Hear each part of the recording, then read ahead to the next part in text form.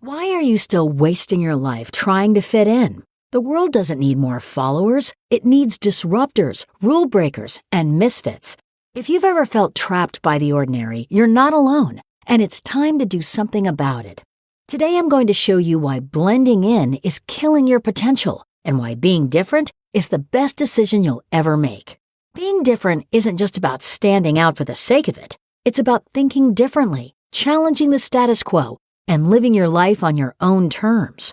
But how do you do that in a world that constantly tells you to fit in? In the next few minutes, I'm going to share with you why being different isn't just desirable, but necessary if you want to create a life that's truly yours. So if you're ready to break free from the ordinary and embrace your uniqueness, keep watching. You know, growing up, I always felt out of place. I remember sitting in classrooms surrounded by people who were just going through the motions, studying to get good grades, aiming for secure jobs, and trying to tick all the societal boxes. And there I was, daydreaming about things that made no sense to anyone else. I questioned everything, challenged my teachers, and refused to accept the one-size-fits-all life path. At first, it was isolating, but as time went on, I realized something profound. The very things that made me feel different were the things that made me, well, me. But let's get one thing straight. Being different doesn't mean being weird for the sake of it. It means staying true to who you are, even when it's uncomfortable, even when it's not popular. It's about being authentic in a world full of masks. And let me tell you, authenticity is rare. Most people are too busy trying to fit in, to be liked, to conform. But here's the thing. Those who change the world are rarely those who fit in. They're the ones who dare to stand out, to be misunderstood, to take the road less traveled. Think of all the people you admire, the innovators, the visionaries, the trailblazers. They weren't afraid to be different. They weren't afraid to be the odd one out. And that's what we're going to talk about today, how to embrace your uniqueness, how to nurture it, and why it's the best thing you can do for yourself and for the world. Let's start with the first big idea. Originality doesn't require being first. That's a common misconception. People often think that to be original, they need to come up with something that's never been done before. But that's not true. Being original is more about improving an existing idea or presenting it in a new way. Take the story of the iPhone, for instance. Apple didn't invent the smartphone, but they took an existing concept and revolutionized it. They made it better, more user-friendly, more desirable. They didn't invent the wheel, they just made it spin a whole lot better. And you can do the same. You don't have to invent something completely new. Look around you. Find something that could be better, something that frustrates you, something that you think could be improved. Then make it better. That's originality. It's about seeing what others see, but thinking what no one else has thought. Now let's talk about risk. A lot of people think that being different means you have to be a risk taker, that you have to throw caution to the wind and jump into the unknown. But successful nonconformists don't take risks blindly. They manage risk strategically. They balance the areas of their lives where they take risks with those where they seek stability. Think about it like a seesaw. If you're taking a big risk in your professional life, you might want to keep your personal life stable. Or if you're pushing boundaries in your creative projects, maybe you want to have a steady income to support yourself. I know a friend who did exactly that. He left his secure job to start his own business. Everyone thought he was crazy. But what they didn't know was that he had spent years saving up, planning, preparing. He had a solid safety net. He wasn't reckless, he was calculated. And that's what being different is about. Not being reckless, but being willing to take calculated risks that others are too afraid to take. And this brings us to another key point. Doubt can be a strength. Now, most of us have been conditioned to think that doubt is a bad thing, that if you're doubting yourself, it means you're weak, that you're not confident enough. But there's a difference between self-doubt and idea doubt. Self-doubt is when you don't believe in yourself. Idea doubt, on the other hand, is when you question your ideas, when you're willing to look at them critically and say, maybe this isn't the best way. How can I make it better? Idea doubt is powerful. It's what makes you curious, what makes you look for alternatives, what pushes you to refine and perfect your ideas. So the next time you find yourself doubting your ideas, don't beat yourself up over it. Embrace it. Use that doubt to fuel your creativity, to challenge your assumptions, to push yourself to think differently. And speaking of thinking differently, let's talk about procrastination. Yes, the thing everyone tells you to avoid. But guess what? Procrastination can actually be helpful.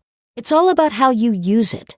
Instead of mindlessly scrolling through social media, use that time to let your mind wander, to daydream, to connect the dots that aren't obvious at first. Some of the greatest ideas come not when you're focused, but when you're distracted, when you let your mind roam free. For example, there's a story about Leonardo da Vinci. He was known to procrastinate, often leaving his works unfinished for years. But during that time, he would experiment, explore, learn new techniques, and when he finally returned to his projects, they were masterpieces. So if you're struggling with a problem, step back, take a break, let your mind wander. You might just find the solution when you're not even looking for it. But here's the catch. Don't let procrastination turn into paralysis. If you come up with an idea that's too revolutionary, it might be too much for people to handle. That's why moderate originality works best. It's about introducing your ideas gradually in a way that people can understand and accept. Think of it like cooking. If you add too many spices, the dish becomes overwhelming, but add just the right amount and it's perfect. So find that balance. Be original, but don't be too radical. Make sure your ideas are new enough to stand out, but not so out there that they're incomprehensible. And don't be afraid to ask for help. Finding allies and supporters is crucial. No one changes the world alone. You need people who believe in you, who see the potential in your ideas, who are willing to support you, even when the odds are against you. I remember when I first started my journey of being different, I felt so alone, so misunderstood, but then I met a few people who believed in me, who encouraged me to keep going, who saw the potential I had, and that made all the difference. So, if you have an idea, don't keep it to yourself, share it. Find people who believe in it, who believe in you. Together, you can achieve so much more than you ever could alone. And when you're ready to share your idea, remember this: timing is everything. You can have the best idea in the world, but if you introduce it at the wrong time, it's doomed to fail. Think about Netflix. When they first started, they were a DVD rental service. But as soon as the internet became fast enough to stream videos, they pivoted. They saw the opportunity and they took it. And look at them now. So be patient, wait for the right moment, and when it comes, be ready to seize it.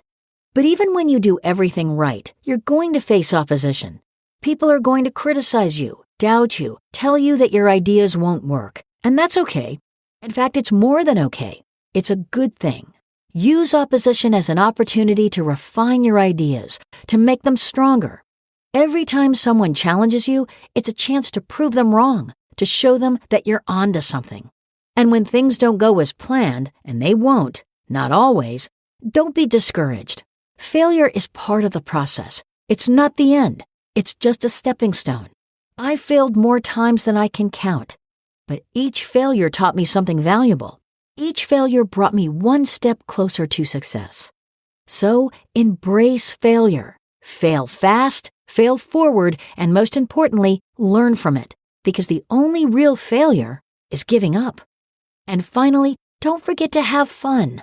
Being different isn't just about the struggle, the hard work, the perseverance. It's also about joy, about creativity, about expressing yourself in a way that feels true to you. So find what you love, what makes you come alive, and do more of that. And if anyone tells you you're too different, too weird, too out there, thank them. Because being different is your greatest strength. It's what makes you, you. And the world needs more of that. It needs more people who aren't afraid to be themselves, who aren't afraid to challenge the norm, who aren't afraid to be different.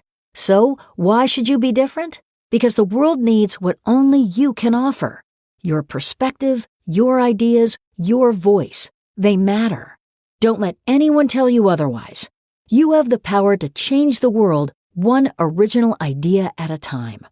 Now, if you're still wondering why you should be different, let me leave you with this. It's not about being better than others. It's about being better than you were yesterday. It's about pushing yourself to think differently, to act boldly, to live authentically. Because when you do that, you give others permission to do the same. So go out there and be unapologetically you. And if you're ready to take your next step towards living a truly unique life, watch the next video on atomic habits. It's the secret to turning your unique ideas into powerful habits that will change your life. Click now and start your journey.